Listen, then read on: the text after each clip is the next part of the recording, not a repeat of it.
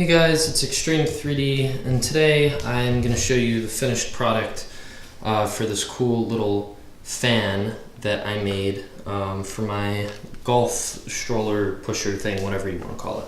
So it's pretty simple. So this part I printed out individually, and then there's like this core in the middle, and then I printed out this that I glued into this piece at the bottom, so that I can clip it on right there, and it stays and it holds kind of with friction because this is a rubbery material, and then it stays there. And then also what I did is, this used to be a battery operated fan. You can see at the bottom you can slide this thing out, and if I actually slide it out, you'll see that you can put batteries in there, but I wired it up so that the batteries are actually plugged in with a USB. And there is another way that you can wire this up. I didn't have a cord for it. The other way you could wire it up was right here on the side. I couldn't find a plug for that though, so it didn't really work.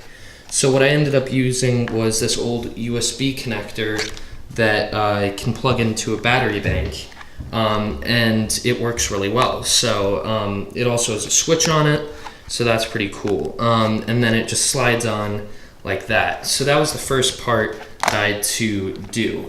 Then I had to design the actual mount for this, which was pretty easy. I just got the dimensions of the little hollow core inside here, and then I printed out something on the top that would hold it in place. I printed out the cylinder that would fit right in the middle, and then I printed out this circle at the bottom that could be glued in and had a little hole for the clip that would mount on here.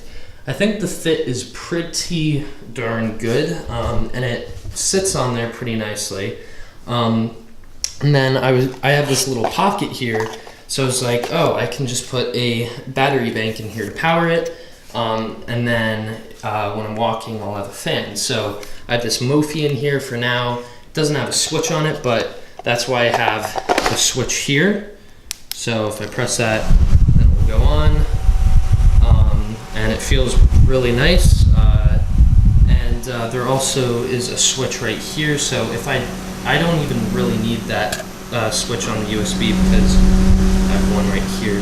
It's just kind of tricky to do, but that turns it off. And then there's also a low setting that is not as intense, but I think the high setting is the best.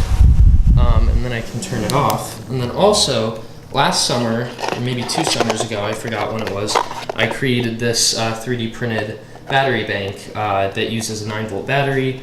There's a switch right here, and there are 2 USB ports. This can also power it too. So I thought this was a pretty cool project. It's definitely going to come in handy. I can move this around and it stays on.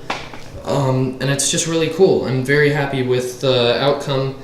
And I will let you guys know when I finish the other parts to this project. So thank you guys so much for watching, and I will see you guys in the next video. Bye.